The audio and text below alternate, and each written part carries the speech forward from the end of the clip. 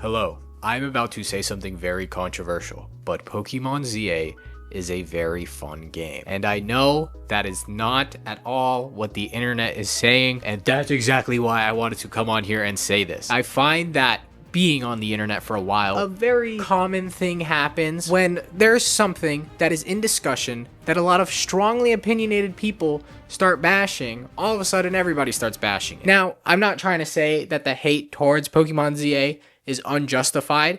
There are definitely problems with this game, but my god, a lot of people are looking at this game very surface level and not actually taking a chance on it and seeing if it's actually fun. So on release, I bought the game because I really wanted to see, is this Pokemon game actually that bad? And at first, I really thought it was because the introduction of the game was kind of poorly designed. It's very handholdy, but once you get past that first hour of the game, the world opens up and it lets you just have this freedom. That's just really nice and really addicting. Pokemon ZA is genuinely a really, really fun game that I spent 2 days binging, and I beat the entire thing. I beat the entire story. I'm in the post-game content. There's still a lot for me to do, but wow, this was a really fun Pokemon experience, and not enough people are talking about it. And I wanted to come on here and say that I like Pokemon ZA. I don't really know if it's worth $70 though, but still, I feel like I got my money's worth out of it for how much I played the game. But I understand for some people, if you're a little iffy on this game, yeah, I would wait for it to go on sale, or if someone gives you a copy, then check it out. But there's a lot of really good stuff in this game. The main thing that really stuck out to me was the story. I played a lot of the Pokemon games when I was younger, and as a little kid, you never really care about story, especially from a Pokemon game. For me, it was always a mash A as fast as you can kind of game, so I could get to the next battle, the next gym leader as fast as I could. This is the first time I actually sat down and really paid attention to the Pokemon story, and my god, is it so charming. There is so much personality in the writing. A lot of these characters I thought were just gonna be boring and just there to kind of push the story along, but I found myself slowly as I progressed getting really excited when these characters kept reappearing. To be fair though, Pokemon has always done a really good job with writing its side characters, even past the game's lifespan. There's a ton of Pokemon trainers that we still think about to this day. To me, some of the trainers that stick out are trainers like Red, Cynthia, and these are Pokemon trainers that have stood the test of time. Now, I don't really know how these trainers are going to stack up to some of those legendary trainers in the previous games, like how memorable they're going to be in certain people's eyes, but there's definitely a couple of them that I absolutely adore. And I would love to see some of these characters make a return in some other piece of Pokemon media. Speaking of returning characters and trainers, since this game takes place 5 years after Pokemon X and Y and the events that happened in that game, there's a lot of returning characters like AZ or Emma, and that was really cool to see. Now, I'm not going to pretend like I actually knew who these characters were. I knew AZ because I've seen it's been 3,000 years. I have that on my phone. I have a photo of that on my phone because I just think it's funny. Reading up on these characters and their story in the past, and then seeing how it connects and everything comes together in this game was pretty nice. This game definitely does feel like a sequel to Pokemon X and Y, and Pokemon X and Y was a game I loved. I played that when I was 13.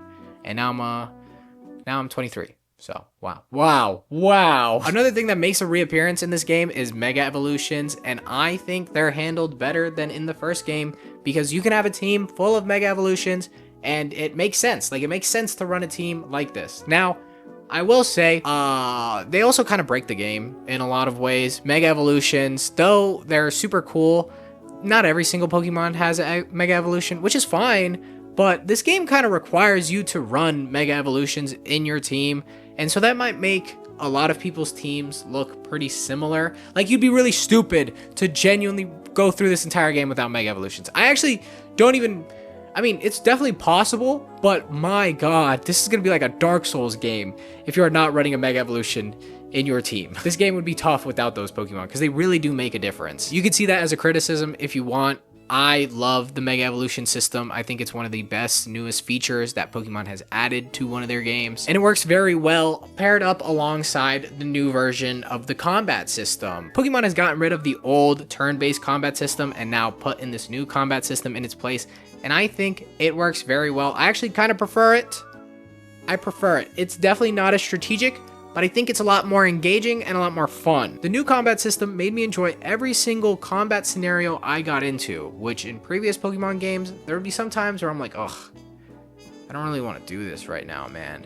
Like, shoot. I'm very satisfied with how this game handles the combat. When I initially saw like demos and this being announced, I really didn't think it was going to be that good, but playing it, actually having your hands on it, it's nice. It's a pretty good time, and I would love to see this combat system return in future Pokemon games because I think it really works. Another thing that I was pretty annoyed about when seeing all the promotional material for this game is the fact that Wild Zones were reintroduced in the game instead of just having Pokemon running around.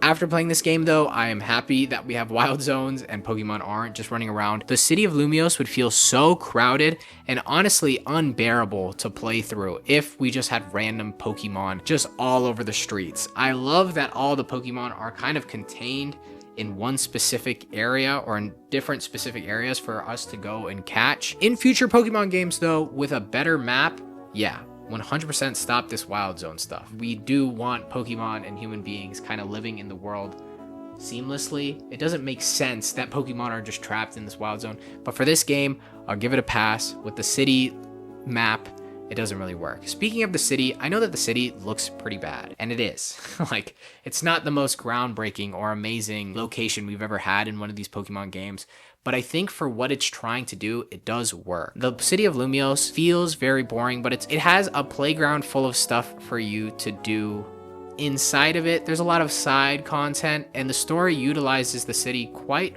well, in my opinion. Not the best that it possibly can, but I definitely have a better attitude towards Lumiose City after playing through the game than I did going into it initially. It really does feel like when they were crafting this game, they wanted to focus on a couple of features. Number one, making the game fun. Number two, making sure that the Mega Evolutions work, the combat system worked, the story worked, the writing worked.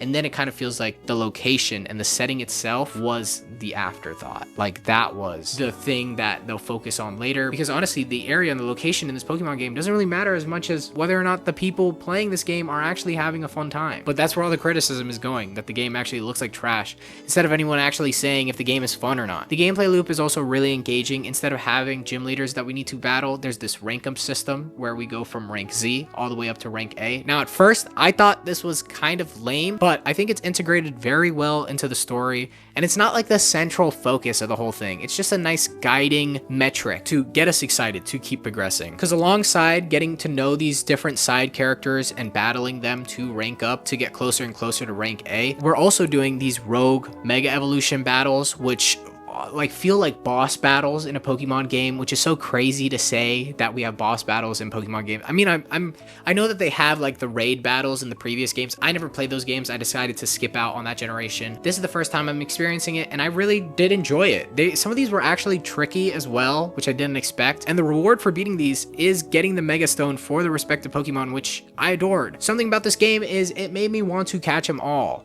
I actually liked going and finding Pokemon that I didn't have in my Pokédex and trying to capture them. I'm actively trying to collect every single Pokemon, which I feel like previous Pokemon games didn't really do a good job in motivating me to do so. Whereas in this game, I gotta catch them all.